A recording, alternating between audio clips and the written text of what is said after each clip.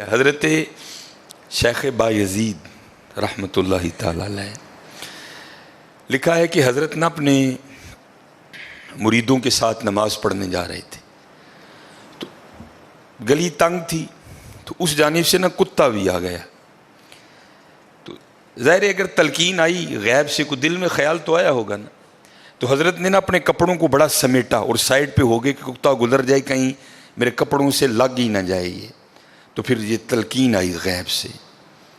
وہ جو کتا ہے نا وہ بول اٹھا, عرض کرتا ہے بایزید کیوں مجھ سے اتنی نفرت کر رہے ہو؟ آپ نے فرمایا تو نجس ہے, میں نماز پڑھنے جا رہا ہوں, میرے کپڑے خراب کر دے گا, میں تو اس لیے پیچھے ہٹا ہوں. تو کتا آگے سے کہتا ہے حضرت اگر میں گیلا ہوں تو پھر نجس ہوں, پھر ناپاک ہوں, اگر خشک ہوں تو پھر تو میں ناپاک ہی نہیں, اگر آپ کے کپڑوں سے لگ بھی گیا تو کچھ نہیں ہوگا, اگر گیلا ہوں تو لگ گیا تو پھر آپ کے کپڑے ناپاک کروں گا. لیکن پھر بھی میری ناپاکی ایسی ناپاکی ہے کہ 3 بار کا جو پانی ہے وہ اس ناپاکی کو دور کر دے گا. اگر آپ کے کپڑوں سے لگ گیا نا 3 بار, اگر آپ اپنے کپڑوں کو پانی سے دھوئیں گے تو کپڑے پاک ہو جائیں گے.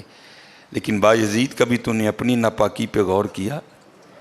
میری ناپاکی تو وہ ہے جس کو 3 پانی دور کر دیتے ہیں, لیکن تیری ناپاکی تو وہ ہے جس کو 7 سمندروں کا پانی بھی نہیں دھو سکتا. جا کے پہلے اپنی ناپاکی دور کر.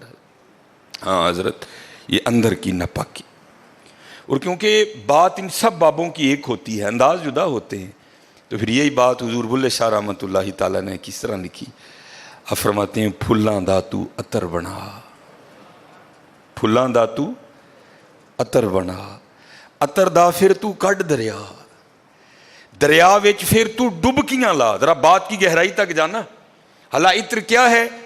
تھوڑا سا شیشی پہ لے کے اپنی ہتھیلی پہ لگایا, اس طرح کر کے جسم پہ لگا دیا, جہاں سے گزرو گے وہاں سے بھی پتا چلے گا اس بندے نے عطر لگایا ہے. اگر تھوڑی امپورٹڈ شیشی ہے تھوڑا سا خود پہ سپرے کر لو, جہاں سے گزرو گے وہاں سے بھی پتا چلے گا کہ اس نے عطر لگایا. عطر تو اتنا سا بھی ہو تو وہ بو کو دور کر دیتا ہے, ختم کر دیتا ہے وہ. لیکن کتنا گہرا مصرع ہے, پھلاں دا تو عطر بنا, عطر دا پھر تو کڈ دریا. تھوڑا سا لگانا نہیں, پھلاں دا تو عطر بنا, عطر دا پھر تو کڈ دریا, دریا وچ پھر تو ڈبکیاں لا, پھر بھی تیری بو نہیں مکنی, پہلوں اپنی میں مکا. پہلوں اپنی میں مکا. انہوں نے تو بنایا تھا فقیر, چل تو آج تو بعد ساڈا فقیر لے, لیکن یہ میں اس نے پھر موقع ضائع کر دیا. میں حضرت پھلاں دا تو عطر بنا, عطر دا پھر تو کڈ دریا, دریا وچ پھر تو ڈبکیاں لا, پھر بھی تیری بو نہیں مکنی, پہلوں اپنی میں مکا. اور جس نے مکا لی حضرت اس کا کام بن گیا. وہ تو ہے ہی کریم. ہاں, اور کتنے کریم ہیں میں آپ کو بتا نہیں سکتا حضرت. یہ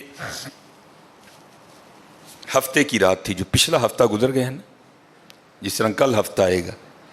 یہ بھٹر میں پروگرام تھا, تو پروگرام پہ گئے, وہاں سے مجھے آتے آتے نا تقریباً 12 بج گئے. جب میں گھر آیا نا تو چھوٹا بیٹا میرا, سب سے چھوٹا ابراہیم, بڑا رو رہا تھا. تو ماں اس کو چپ کرانے کے لیے نا وہ ٹہل رہی تھی, اس کمرے سے اس کمرہ, اس کمرے سے اس کمرہ.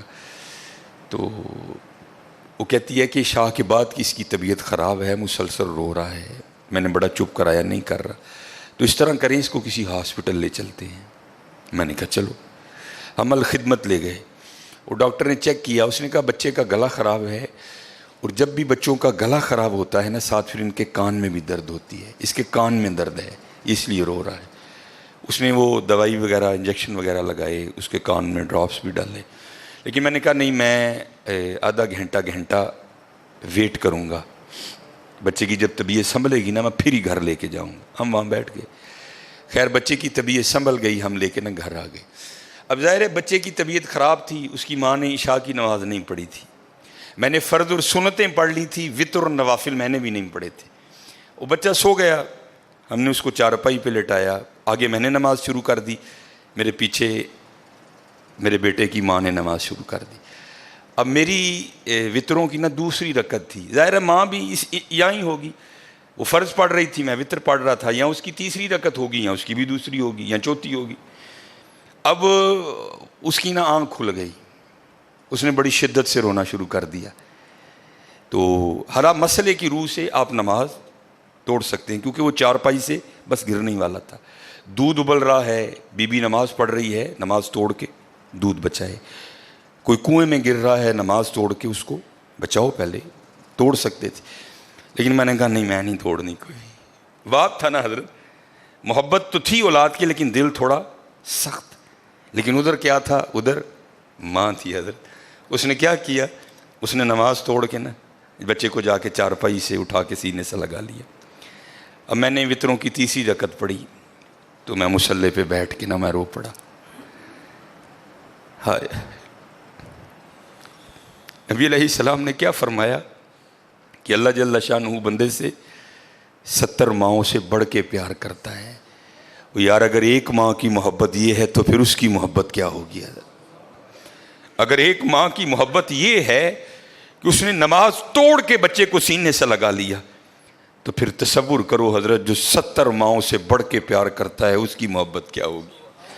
لیکن بات پھر وہی ہے حضرت، ہم تو مائل با کرم ہیں، لیکن کیا ہم تو مائل با کرم ہیں، لیکن آگے سے کیا؟ جب یہ وہ بچہ تھا نا، میں نہیں تھی حضرت اس میں.